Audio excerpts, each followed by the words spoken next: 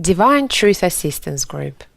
Group assistance sessions putting principles of divine truth into action.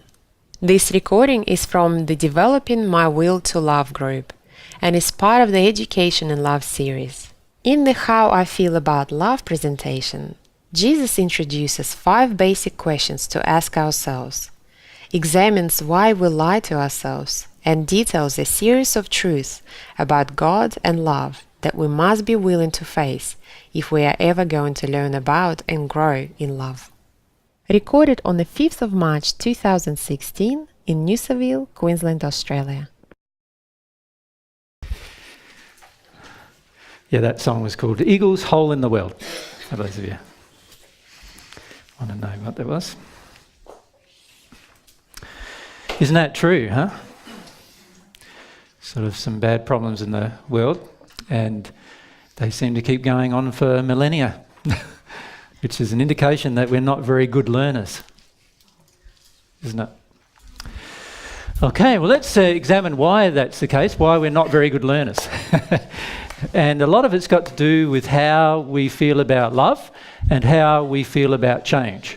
There are two big areas that we need to analyse. So the rest of our day, we'll be examining firstly this point about how we actually feel about love inside of ourselves. And then the second part of the day, after the longer break, we'll be looking at how we feel about change inside of ourselves in particular, and even external change, but we're looking at it from how we personally feel and be honest about how we feel. Now, the first thing we'd like to talk about here is the need for personal honesty. Now, as we've already pointed out, for the majority of you, your worth is attached to what you currently know, right? And what I'm trying to do is to change what you know. Now, to you, that means that I'm trying to reduce your worth, and that's a problem. We need to address this particular problem. Now, that requires a lot of humility, doesn't it? We need to be able to feel what we feel without thinking that our worth is being attacked by now our knowledge being criticised. So I'm going to be critical of the knowledge that you currently have. That's not, the goal of that is not to criticise or pull down your worth. I know your worth as much as any other person, including myself, in God's eyes. So you're worth the same. And you're also worth the same as any little child who knows nothing. So that tells me that you don't have to know anything to be worth something in God's eyes. And it's only this belief we have that our worth is associated with knowledge that we need to address. So we need to first deconstruct that, which is what we believe is true, and we need to make it that, which what God knows is true. And that sign meaning not equal, right? Not equal to what we know. So our worth isn't equal to what we know. So this will make it, and obviously if we believe our worth is connected to what we know, there's an emotion there that we need to address, and that's going to need to be addressed at some point if you're ever going to receive a higher education in love. You're going to have to address this linkage that we've made between worth and knowledge. The other thing we're going to have to address is our desire to maintain an arrogant position, which is often very much linked to this concept of worth. So in other words, we resist new information because the new information contradicts the old information and also contradicts the emotional state we have inside of ourselves about the linkage we have between what we know about the old information and what we believe to be right or true. So we need to break down that as well. We need to break down this arrogance. So there's some questions that I'd like you to ask yourself. I'm going to read them out to you. 5 questions. Am I going to let go of my own arrogance? Question number 1. Question number 2. Am I going to be prepared to let go of my definitions of love? Or am I going to keep holding on to them, like for grim death, really, because that's where it's headed? Are we going to hold on to them, or are we going to let them go?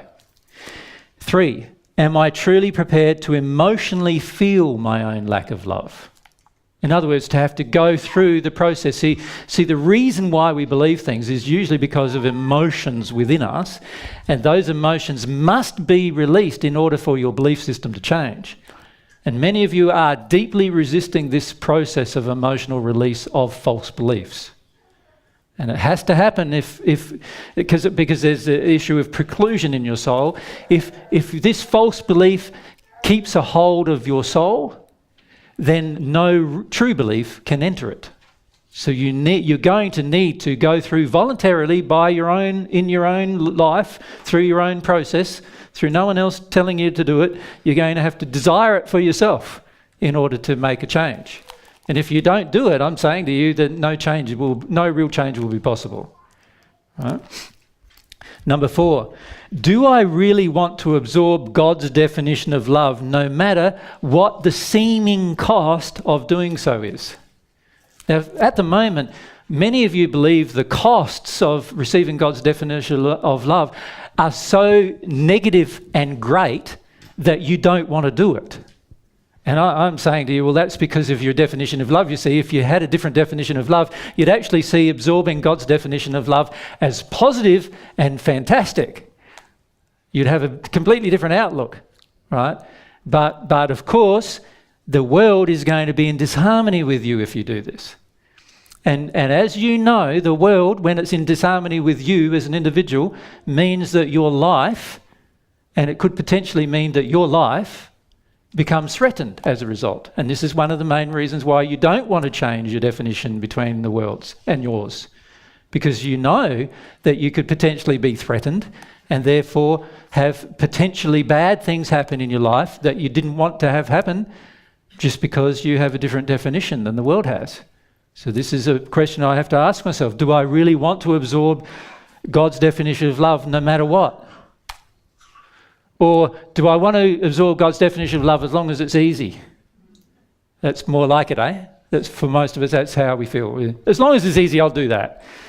And most of us even have this concept that it should be easy. Now, I can't see the logic of that either, because the world's definition of love is pretty firmly entrenched. So anybody that's in disharmony to the world's definition of love surely is going to have some issues with the world itself. Is that not the case? And this is what I meant in the first century when I said you need to be in the world but not of the world. Because if you're of the world when you're in the world, then you're doing exactly the same thing as the world's doing. And I see that as a major problem for us. Because if we keep doing what the world accepts as okay, that means that the world is in agreement with me. Therefore, I've got no chance of change. No chance of growth, no chance of being educated in love if the world's in agreement with me. Many of you see being in harmony with the world as a good thing. I see it as a terrible thing. So you can see our own perspectives need to change there if we're going to get God's definition of love. I'm not saying the world is in a terrible place on every subject, because there are some, very few, subjects where the world is in a process of learning, which is great. But on the majority of issues when it comes to love, and particularly when it comes to the attitude to truth and love, the world is in complete disharmony, on complete opposite sides as what God is. Now, under those circumstances, if you absorb God's definition of love, can you see what potentially will happen? There's a potential risk to your very life doing so as a result of what the world may do as a result. And are you prepared for that? Or are you just going to go, no, that makes my life too hard, I'm not going to do it now? All right, what's going to be your choice? That's the question I'm asking. Felix, you want to ask? If you come down.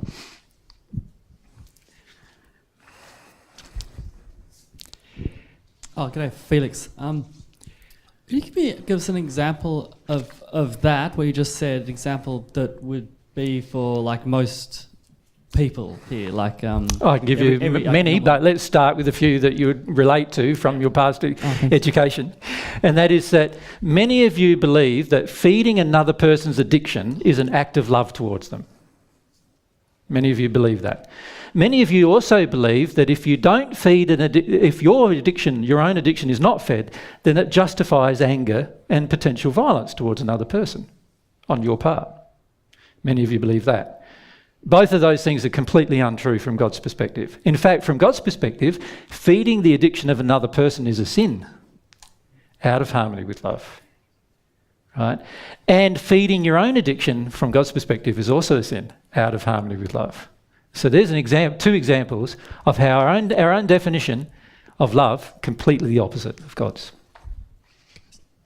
But you said risk to our very, very life. Like, I can understand for yourself because, you're very challenging to the world, obviously, like you were in the first century. But like myself... As you will be once you're in harmony with God. Okay. Okay. You understand? Okay, because... You believe at the moment that's a mark of my personality. Yeah, I see. And it's not. Yeah.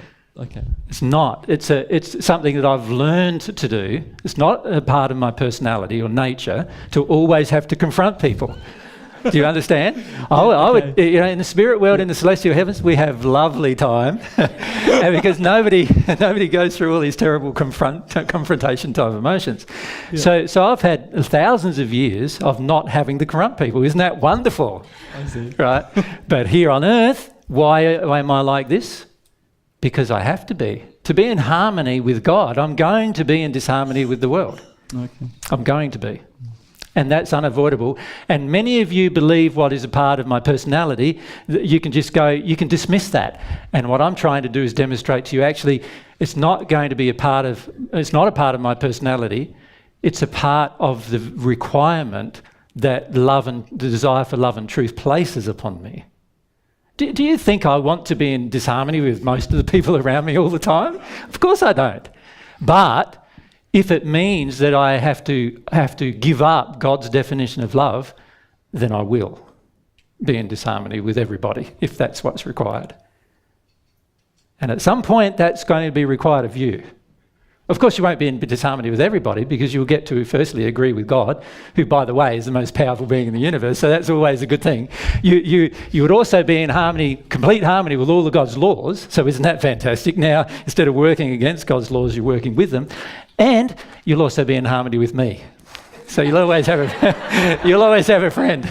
You'll always have a friend. But there might not be too many other people you're in harmony with, unfortunately. Yeah. But these are the questions we need to ask ourselves. If we're unwilling to resolve those basic questions, then there's really little point in being here, to be frank with you. Because resolving those particular questions is going to require a change, isn't it, in you? And this is all your choice. You're not getting forced to do this from anybody. God, in fact, is not forcing you to do it. God's laws, of course, are trying to bring you to that point. But God himself is not forcing you. God's still going to love you no matter what you do. Of course, you won't feel that love no matter what you do, because a lot of what you do will remove you from that love through your own actions and through what happens to your heart as a result of choosing to do these things. But that's your choice. You've got will. Isn't that wonderful? You have will. You can choose. You can choose to do what you want. What I'm suggesting to you, if you keep choosing the same thing that you've previously chosen, then you're going to keep getting the same results as you've already got. And I'm suggesting to you that maybe, if we look at the world over thousands of years now, this is what's been happening. Same choices, same results, same choices, same results. In this last century alone, there's been 2 world wars and almost a third one, right, which could have been disastrous if it actually happened, because it would have been a push-button nuclear one, right, in 100 years. And if that's not enough to teach us that we're doing something wrong, then what is going to? We see like 50 million children dying every year of abortion, and another 50 million children starve to death every year on this planet. It's 100. Like, we're worried about some maniac attacking some towers or whatever, or some maniac doing a bomb in the subway or whatever. We're worried about all that where only 200 people die, and yet we completely overlook the fact that 100 million children die every year from our actions. Like, how blind are we? right? Now, if you keep doing things the same way, you're going to get the same results. We can't overlook these things. We can't. And you can't overlook what's causing them inside of oneself. We can't. If we're ever going to grow in love, we can't. We've got to stop being blind. You said to the Apostle John, which was actually finished up being recorded in the book of Revelation, I said, these people need eye salve to rub in their eyes so that they can see. Right? That's what they need. And we need that. We need something to open our eyes so that we can actually see what we're doing. Because we're happy to grieve and be afraid of some maniac, blowing himself up somewhere. We're willing to do that without looking at the causes of it even. We're willing to be afraid of that, while at the same time not be totally freaked out that we're willing to see 100 million children die every year. That's how bad it is. Most of us don't even give it a second thought, to be honest. We don't. And certainly we don't take actions to reverse it. We're too worried about the 50 million children that are aborted every year. We're too worried about confronting the woman's right to choose. Most of you are terrified of that, right?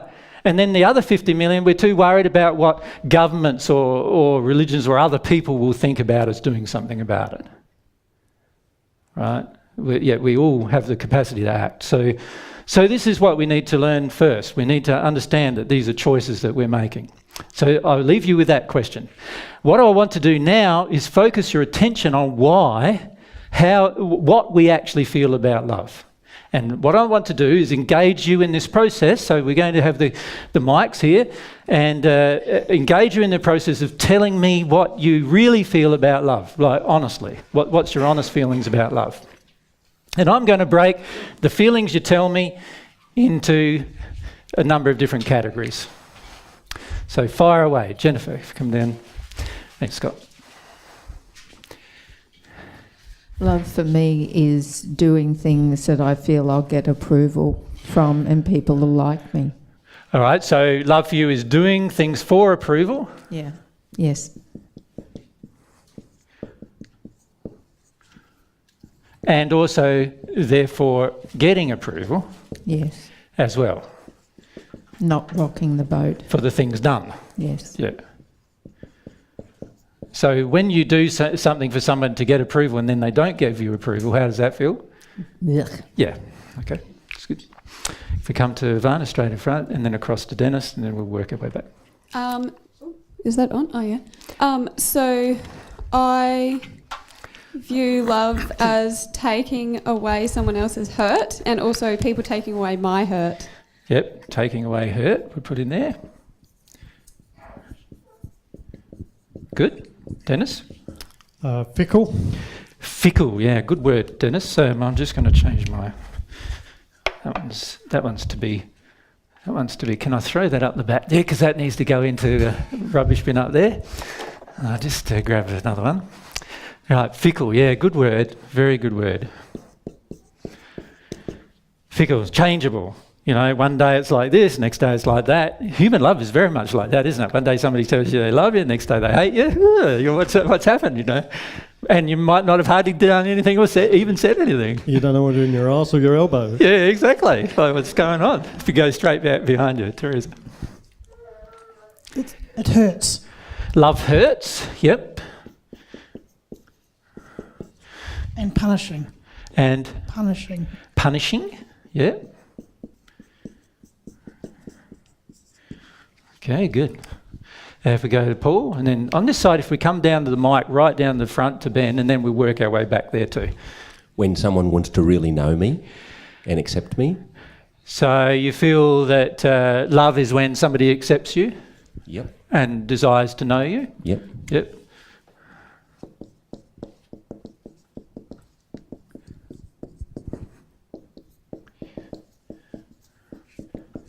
Ben? I feel it's very fleeting. Sorry? Fleeting. Fleeting, yeah, good word. It comes over, it's very similar to fickle in a way, isn't it? Fleeting. Yep. Disappear at the drop of a hat, yep, so we go back to Christiana. Oh, So- sorry, You weren't next, were you, Claudine? No. If we just hand the mic back to the people who've got their hands up. Sacrificial. Sacrificial, yes, it's a sacrifice. Yeah, a lot of you feel that, right? Somebody sacrifices for you. Oh, they just love you so nice and so lovely. Felix. Oh, sorry, Talia. Yep. It's completely unreliable and it's about taking. So it's unreliable, yes. I suppose that fits in with fickle. Yeah. And taking. We've got taking hurt away, but also you're really saying taking from a, demanding. Yeah. Yeah. Yeah, so demanding. Let's write demands. Demanding.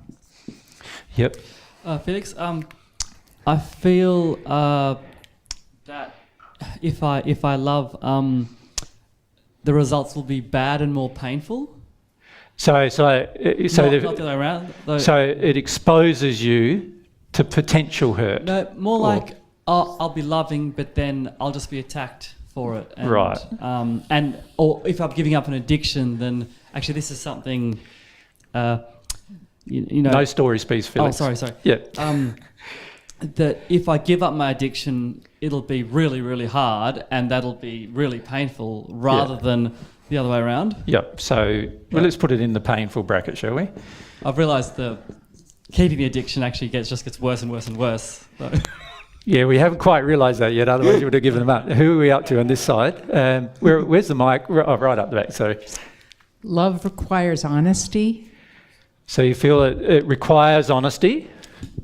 Do you really feel that though? Because what I find most of you do is you lie all the time.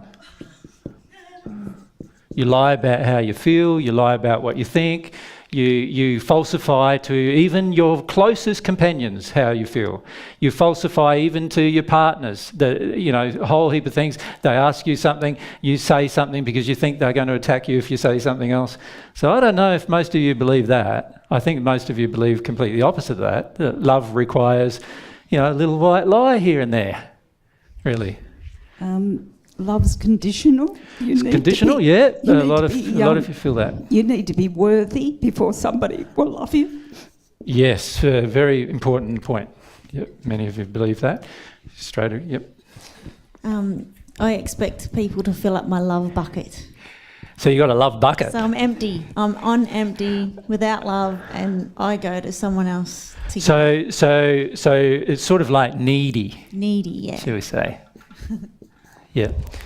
I need you like the flower needs the rain. I need you. That kind of thing. Yeah. Okay, who are we up to this side? Yep, Nada. We're at Cody, so let's fire away with whoever has the mic. I feel it's unreachable. In terms of it's an idealistic. Unreachable? Idealistic? No, I feel like whatever I do, I can't, I'm never going to be loved. Okay, so that's about earning love, isn't it? Yeah. So you feel really that love is earned. Yeah. You have to earn love. Yeah. Nada. I feel like love will open me up to victimisation, that I'll become a victim. So risky, shall we say? Risky. Yep. I feel I can't trust love. Yeah, so untrustworthy.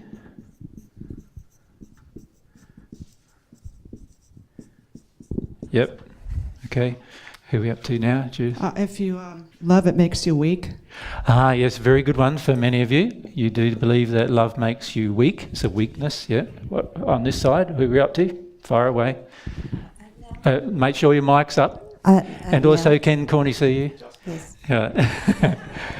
Like a fairy tale, unrealistic. All right, yeah, fairy tale is a good one, isn't it? Many of us believe that. Yep. Good. If we go, where are we up? Who's got the mic next? Yep, just fire away. Unconditional love is judged as weakness.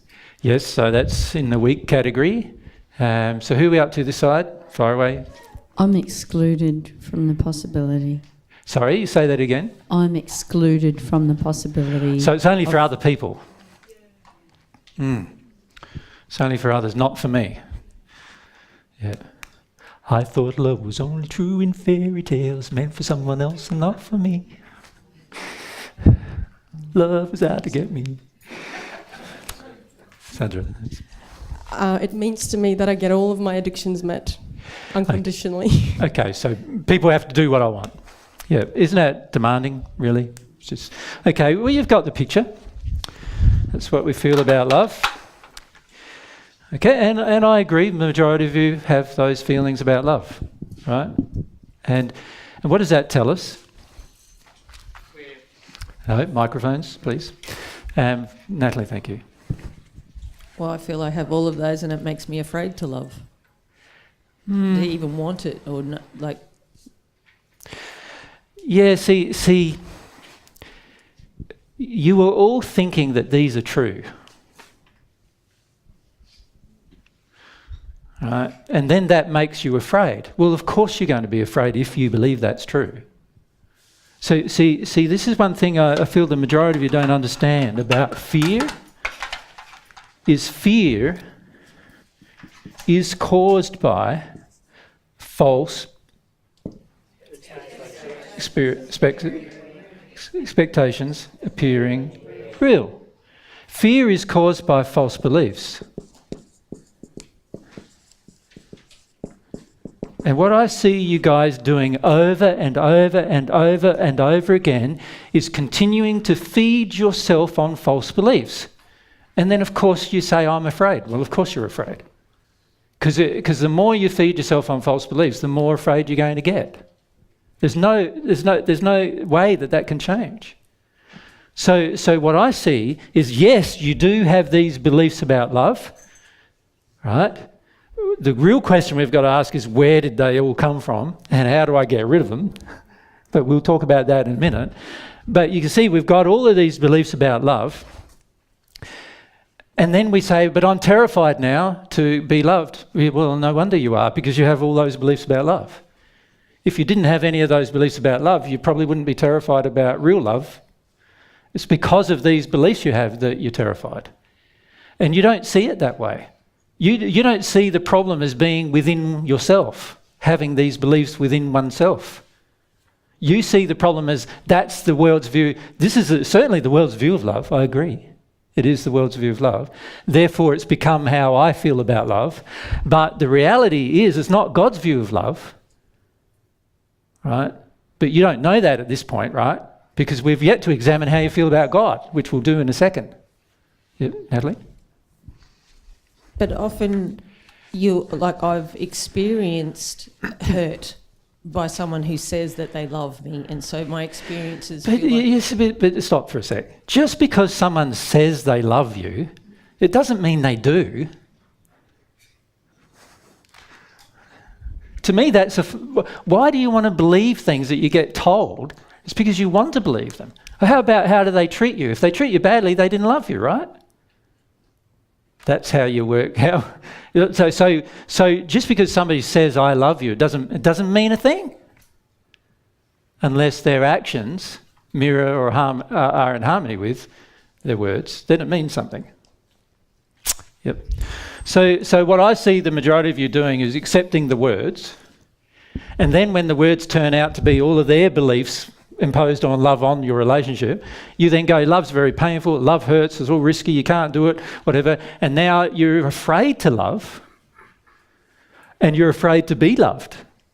The majority of you are terrified about even just being loved, because you think it means that you're going to have to sacrifice, there'll be demands on you, it's going to be really hard, there's going to be this needy projection at you, and you're going to have to fulfill what they want, you're going to have to do what they want, and so forth. Does that make sense?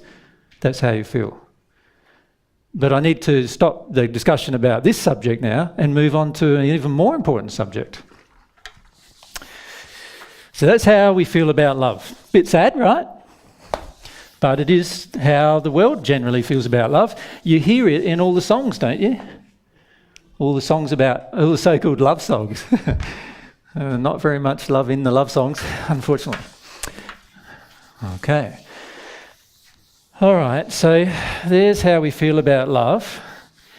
And we need to be honest about that. So I'm not saying don't be honest about it. I'm saying be honest about it. This is how you feel about love. And we need to at least be honest about that. But we need to even be more honest about the next thing that I'm going to raise with you. And you'll see why in a minute. I'll just rub these out. So my next question is this. How do you really feel about God?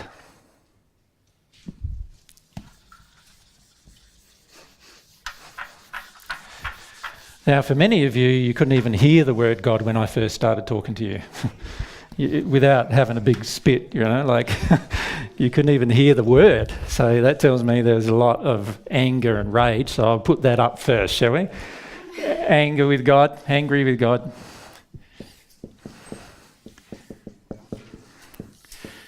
Rage.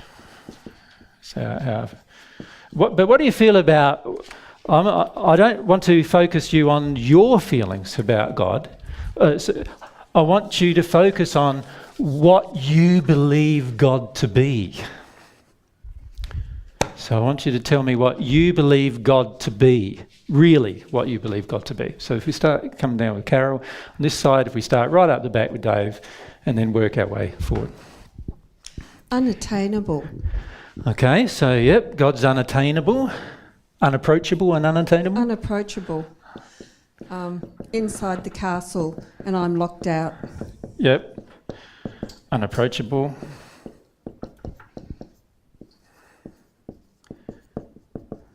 Yep. Tara? Oh, sorry. Whoever has a mic. Yep. Unfathomable. Sorry?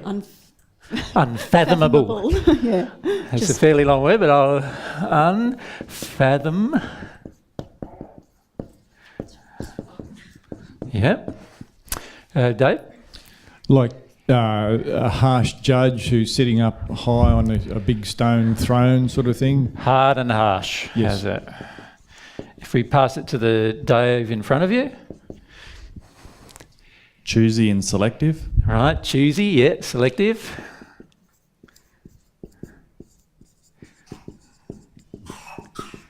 And who are we over here? Who's got it? I was going to say the same. Yeah. Who are we over here? Who's got it? Yep, far away. I feel that he's not as good as looking after me as I myself am. Right, so he's a poor, shall we say a poor parent? Yes. Yep. Poor carer. Yep. No worries. Yep. Who's next down there? Who's got it? Yep. He doesn't listen to me. So, yeah, so he doesn't listen.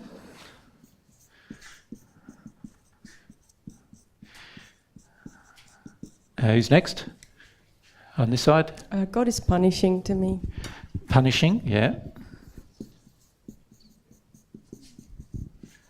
Yep. Who's on this side?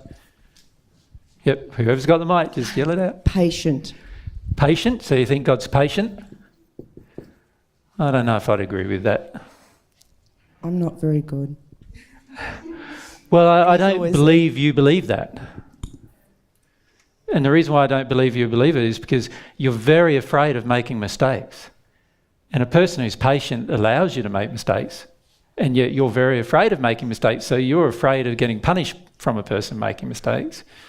So that tells me that you don't really believe God's patient. In fact, you believe God expects you to do exactly what God wants, and if you don't, then you're in trouble. Does that make sense? Yeah. That's what I would feel from you if we go across to... That God allows many terrible things to happen in this world. Yeah, so what would you say? Cruel? Cruel. And what's another word for allowing things to happen that are bad? Uncaring. It's even worse than that, isn't it? If you had the power to change it and you don't change it, it's almost like cruel and vindictive, isn't it? Yeah. Yeah.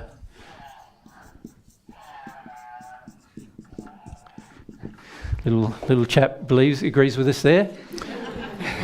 Who's next over here? So, just like too quiet, not obvious. Not noisy enough, yeah. Really what we're saying is that I can't hear him. He doesn't talk loud enough to me. You know. So maybe what we really want is for God to do a bit of yelling at us or something. We cannot hear God, so We're basically saying that aren't we basically saying that God's dumb in the sense of deaf and dumb? So we probably also think that God's deaf as well, don't we? God's deaf and dumb. Can't speak and can't hear us at the same time. Yeah. Who's over this side? Where's the mic? Yep. Yellow. I feel he's really unattainable, but very creative. So you feel God's creative? Just seeing the butterflies and parrots and the laws of attraction happening. Yeah, well, why is it though that all of you are so afraid of destruction then? If you really believe God's creative, you wouldn't be so afraid of getting destroyed. You wouldn't be so afraid of death, would you? If you believe God's creative. So I don't know, to me it feels to me like you actually believe God's destructive. Right? Who's over this side? Who's got mic? Like superior to me? Yep, has superior.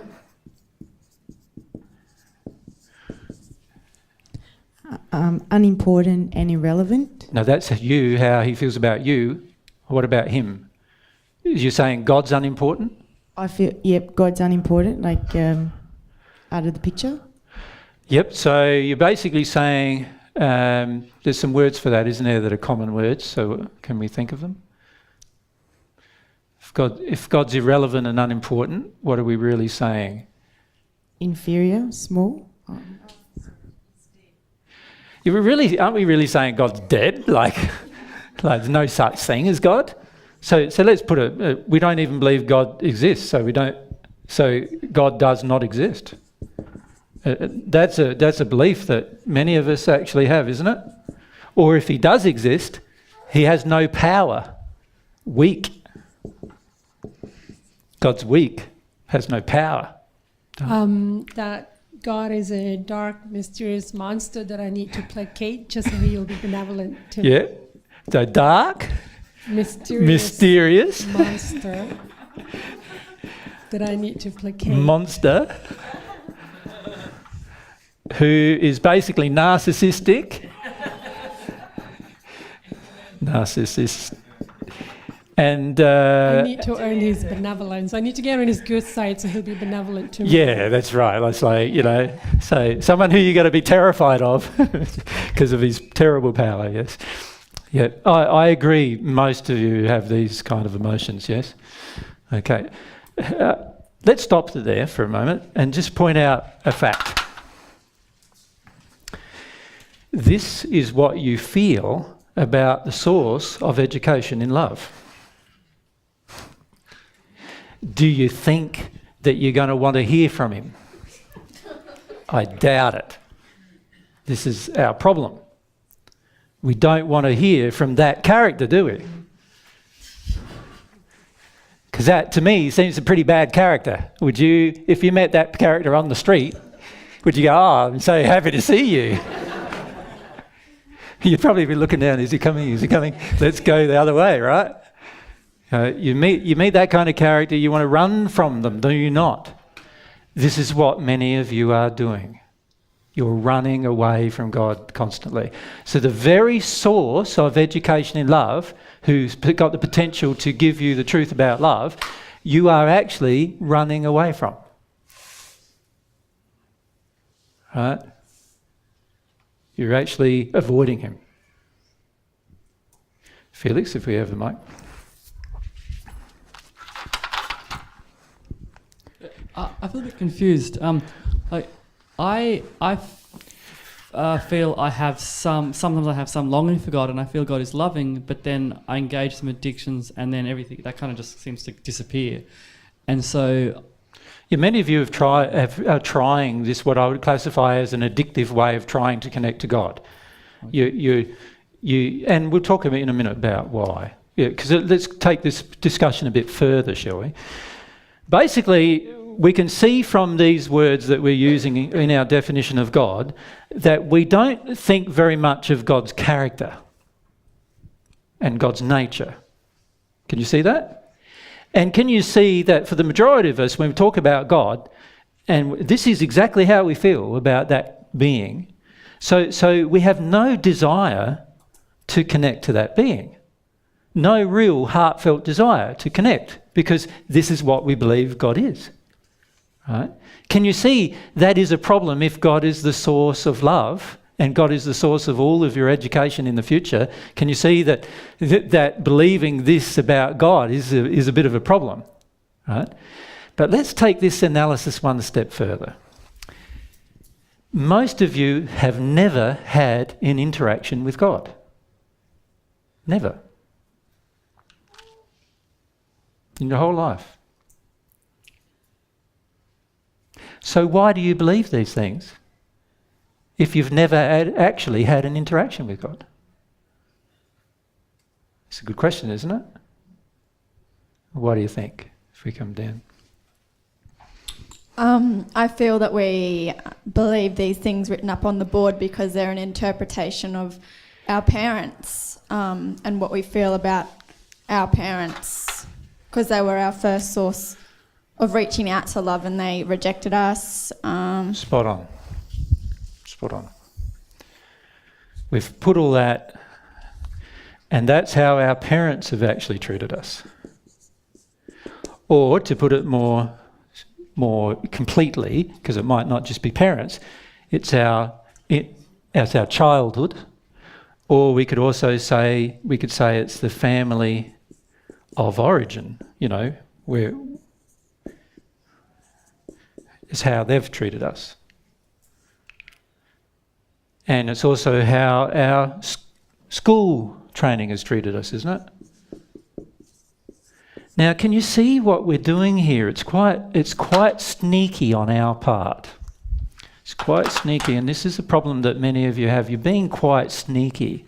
What you're doing is you've had these people, these groups of people, treat you a certain way. And instead of actually looking at how they've treated you, you have blamed it all on God, who hasn't treated you that way. And do you know why you do it? So that you can avoid having to deal with the fact that these people have treated you that way. That's why you do it. It's a choice you're making. It's a will-based choice to avoid the truth. Now, if I asked you how you felt about your parents, many of you would have had kind things to say about your parents. And in fact, many of you would have said completely almost the opposite to that about your parents. And it's interesting, your parents are the people you've had an interaction with, but you haven't had one with God, and yet you're prepared to blame God as having this character, and at the same time prepared to not face the truth about the true character of the people who did treat you this way. Now that should be a big light bulb moment for you, because if it isn't, there's very little chance you have of learning about love from now on, unless it is. You follow? Because your parents are in the world's condition of love. They can't teach you anything more than what they've learned about love themselves. They are not a higher source of love than you are. Because they're not a higher source of love than you are, you maintaining these beliefs about them that you can actually learn from them and feel from them is impossible.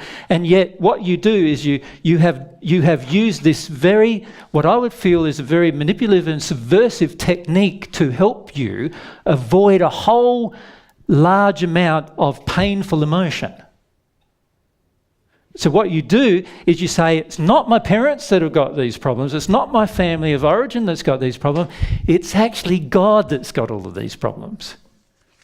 And I'm going to refuse to connect to God because it's God that's got these problems. And that's what I see the majority of you continuing to do.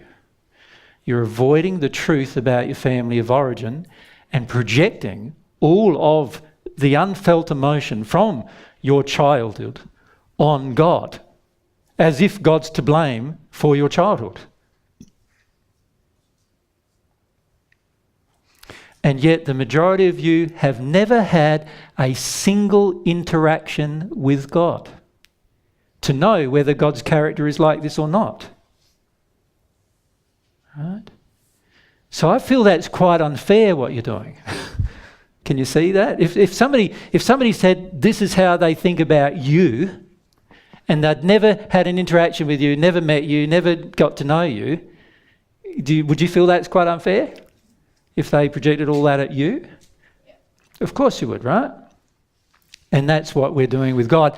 And we do it for a reason. And the reason is to avoid how we actually feel about the people who did do these things to us. That's why we do it. If we come down to Karen down in front.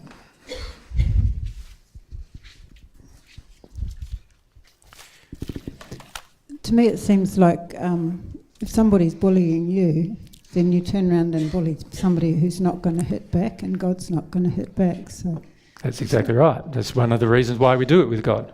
Because we have an inbuilt concept that either God's dead anyway, or it's a great person to put all of our woes and all of our tribulation and everything else upon, so that we can avoid having to feel about the actual people who did it to us, and avoid having to confront what they've done emotionally, internally, inside of ourselves, confronting what has happened.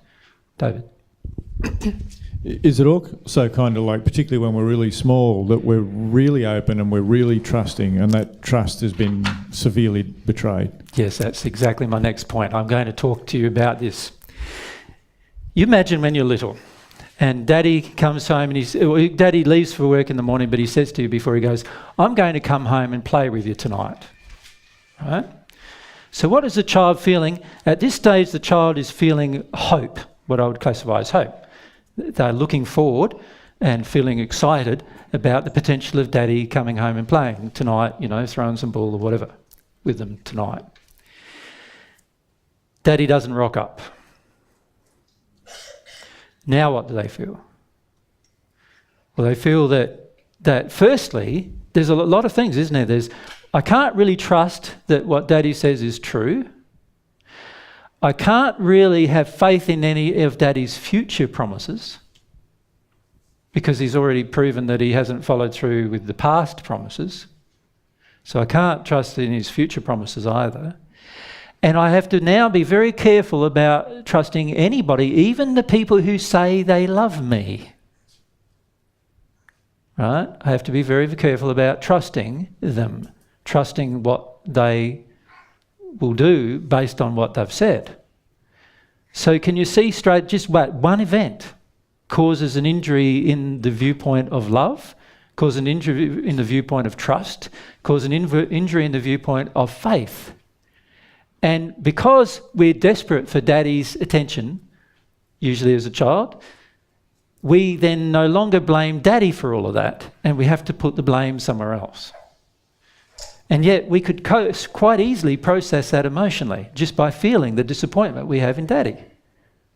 Feeling that we were lied to, or feeling that we can't trust anymore as a result, and so forth. We just need to process those as feelings, right? But we choose to not do that. We choose to hold on to those feelings. We choose to suppress them.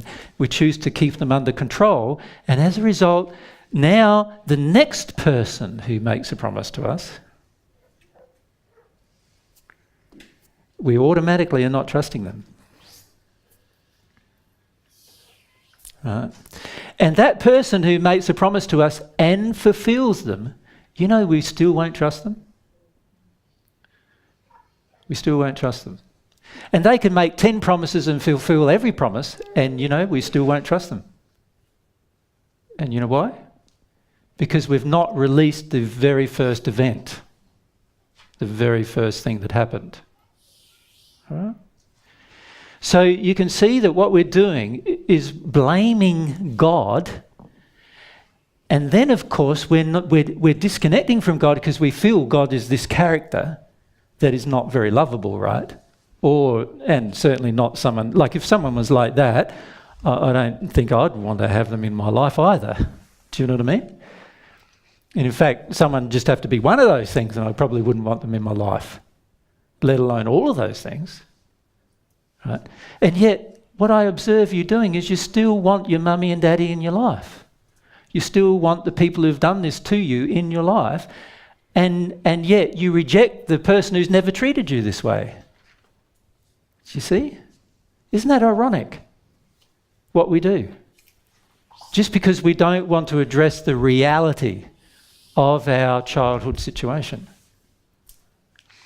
So when it gets down to how we feel about love, which is the question we've been asking you, and I've just got to keep hold of my time here. Yes, no, I've got 7 minutes to go. When we ask you this question, how we feel about love, we're focusing you on, firstly, how you feel about love, and secondly, how you feel about God. And you can see that how we feel about love is also very much about how we were treated from our family of origin. And we can see that how we feel about God is almost identical. It's again how we were treated by our family of origin. And the thing I want to remind you is this. Because the majority of you have not had a personal connection with God at this stage, and I'm not saying that's a necessary, I'm not criticising that, I'm just saying it's a statement of truth. Because the majority of you have not yet had this personal connection with God at this stage, you need to understand that the reason why is because there's a whole lot of belief systems that are being projected at the very person who can love you, and in fact who can love you better than anyone else can. Right? And there's all these feelings inside of ourselves that are preventing the relationship. You see, from God's perspective, God's doing everything God possibly can to have a relationship with you. Everything. And the majority of you have been thinking that it's because of God's problem. There's something that you don't understand about God that's causing you to not have a relationship with God. And that's not true. It's something you don't understand about you that's causing you to not have a relationship with God.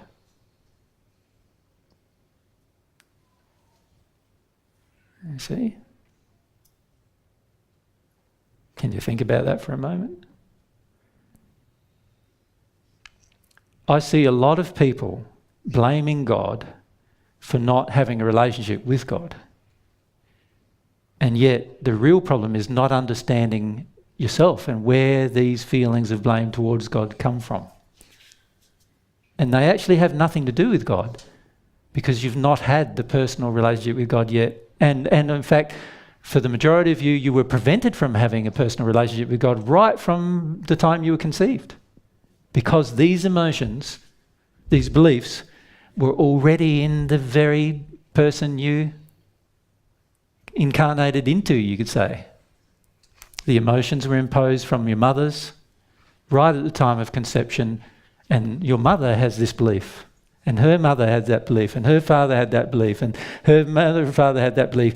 The successive generations of people have all had these kind of beliefs for centuries, for millennia. And so there's all this stuff going on inside of us that we need to understand is going on inside of us that prevents our relationship with God. We're like going, no, I do not want you. I do not want this relationship with you because this is how I think about you. And it's not just how you think about them. It's actually, the sad thing is it's actually how you think about them. That's the sad thing, isn't it? So if we come down to Felix, thanks.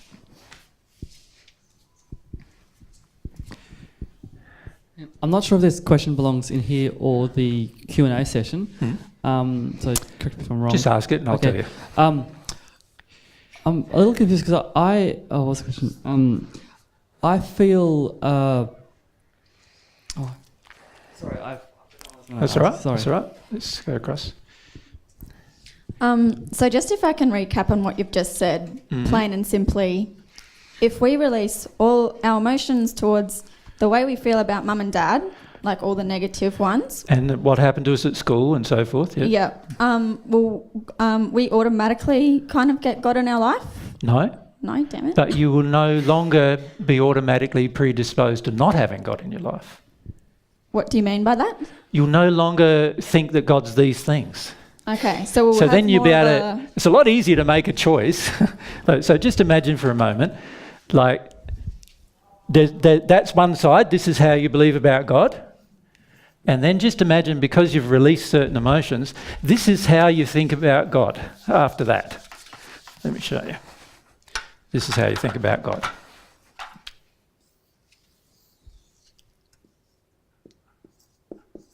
So it's like a clean slate. We'll have a clean slate about God and, you know, kind of... So now what would be your desire, do you think? You'd would want to find out more, wouldn't you?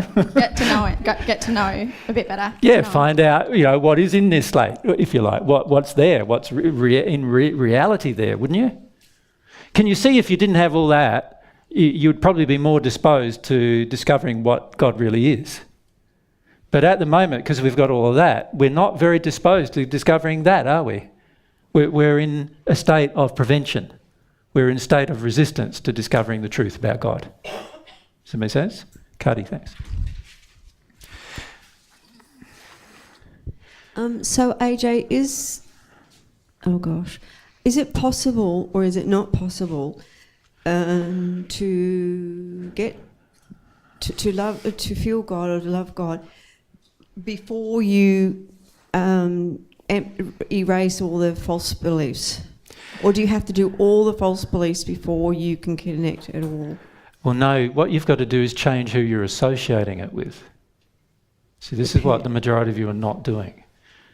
See, you're associating all of those beliefs, you're purposefully, this is the point I'm trying to make to you, you're purposefully associating all of these false beliefs about God to God, because it helps you avoid associating them with the real problem, the real people who cause these beliefs.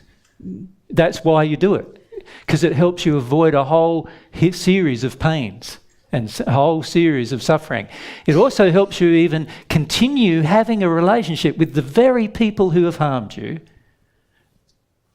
by ignoring how they've harmed you. You follow? Yes. That's what we're doing. We're ignoring how they've harmed us and then desire a relationship with them still. That's what we do. And yet God hasn't harmed us, and yet we're avoiding that relationship because we've imposed it all. So what really needs to happen, Cardi, for you to begin a relationship with God is very simple when you think about it. You've got to stop thinking these things are true about God because you want to, and start thinking that you are in this condition with God. You don't know anything about him. That's what you've got to do. Get to that stage. Now, that doesn't require processing all these emotions, does it? No. It requires the disassociation between these emotions and God. Just like you have an association between worth and the current error that's inside of you, the false beliefs, and you think they're true, you also have inside of you an association of these beliefs with God. And that's what you need to deconstruct. You need to get to see that actually you need to face the truth. You have not had a relationship with God at this point. You do not know anything about God. So stop thinking you do,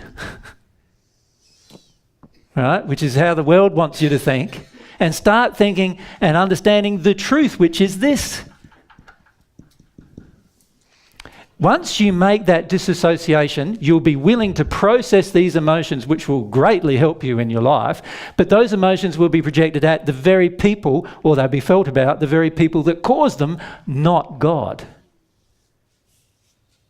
You follow? Thank you. Yep. And this is what I feel most of you, all of you are doing this. You're projecting at God a whole heap of things because it helps you avoid the truth that firstly you know really nothing about God, but secondly and more importantly it helps you avoid the truth that these emotions you do not want to feel from your family of origin. You want to make out it never happened. Because if you make out it never happened, what happens? You get to not feel about what happened because you don't believe it happened. You know why Alzheimer's is one of the fastest growing old age sicknesses on the planet? Because the majority of us do not want to remember what happened. The majority of us don't. Right? If we chose to remember, we would not have that problem. But we choose to forget. We want to forget. And one of the methods, and I'm saying to you, this is a method that the world has had over thousands of years, this method, and you've imbibed it. You now use it as a method. It's a method of avoiding a relationship with God by projecting all this crap at God and not at the very people who cause those particular feelings. That's how you've avoided it. You follow?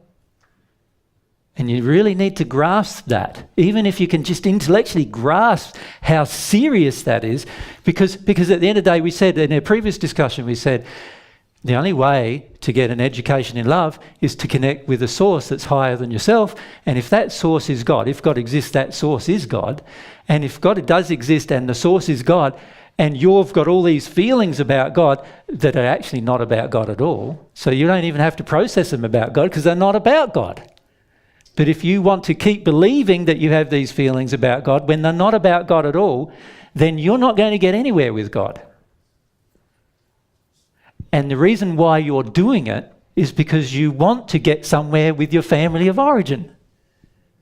You want to still have a relationship with them. You still want to feel that everything was all right from your childhood. It wasn't that bad. It wasn't as bad as what God thinks it was. So this is what you do. You blame God for a whole heap of things God did not do so that you can avoid blaming the actual people who did it and feeling through the process of the hurt of that. It's a way of distancing yourself emotionally from the actual hurt you're in. It's very simple. To stop that is very simple. All you need to do is to see that this is the truth about God that's inside of you. This is the truth about family of origin inside of you, whether it be towards dad or mum or both. Or school teachers and so forth, right? Older brothers and sisters who looked after you, whatever. That's how you saw that. And what I'm suggesting to you is if you could change that one thing, which you can do with your will. It's a choice you're making. You can change that. And if you change that, you will no longer join these feelings with God, and you'll start to see that God is just like a blank slate to you. You don't know anything. And what I like about that is that means then you're open to discovery. All right? Whereas at this stage, while you think this, you're not open to discovery. In fact, if anything, you'd like to reject discovery. You don't want to know that person further, do you? I find it interesting. We think we want to not know that person further, but yet most of us are still addicted to trying to understand our parents. Rather than just coming to the conclusion in the end that actually our parents knew nothing about love just like we did, and as a result of that, they treated us in this very unloving manner with all these different things that confused the hell out of us and taught us that love is something that it's completely not, but we now believe that to be true. We don't want to face that. We'd rather blame all that on God than face it. So this is a big problem we have. Jennifer?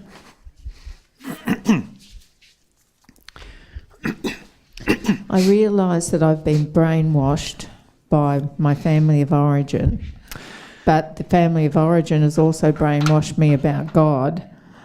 So I became very confused about God. I don't think you're confused about God. I think their brainwashing about God has been very specific, and I don't think there's much confusion. I feel that the reality is the only time you feel confused is when you talk to me about God. Okay. Because I'm presenting a different... I don't know how to think or feel about God. No, I think you do know how to think and feel about God. You just need to, it's these things you actually think and feel about God. Yeah. But you need to see that you're joining it with God when really it's not about God, it's about someone else. Yeah, I just remembered a remark my dad said when I told him about you, and he said, well, don't go pushing that onto me. And I think that shut me down for a long time because I was scared I was going to lose that, which was my father. So Yeah, and in the end of the day, I'd be so happy to lose that. Yeah. Wouldn't you be happy? Yeah. But can you see how much stuff we have with our families? We're so desperate for family, the concept of family, that we think having at least that is better than having nothing. How ludicrous is such a belief? Isn't it better to have nothing than to have that? I would much rather have not a friend in the world than have all my friends like that. Wouldn't you? Well, no, the majority of you don't think that way.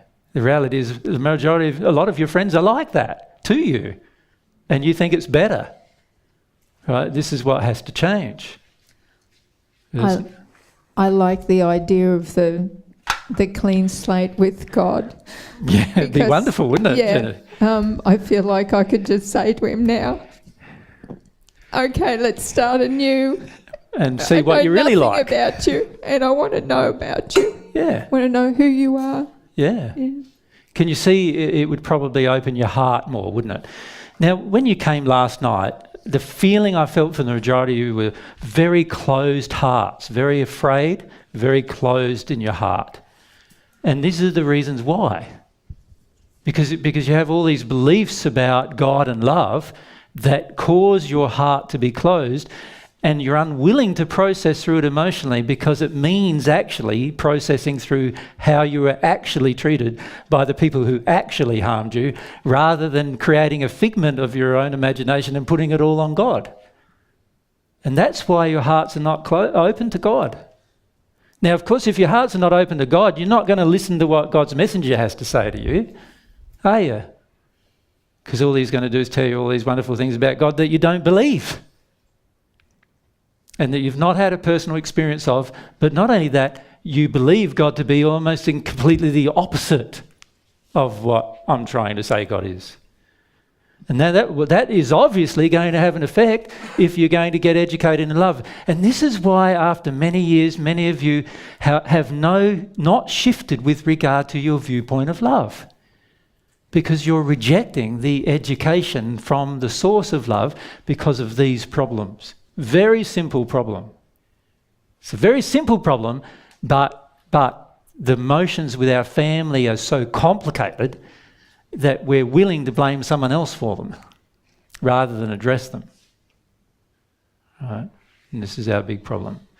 Now, I've gone 10 minutes over, so we'll have a 10-minute break, but I'll shorten the next one by 10 minutes, the Q&A on this subject. So 10-minute break now, and we'll have a Q&A straight after. Thanks, guys.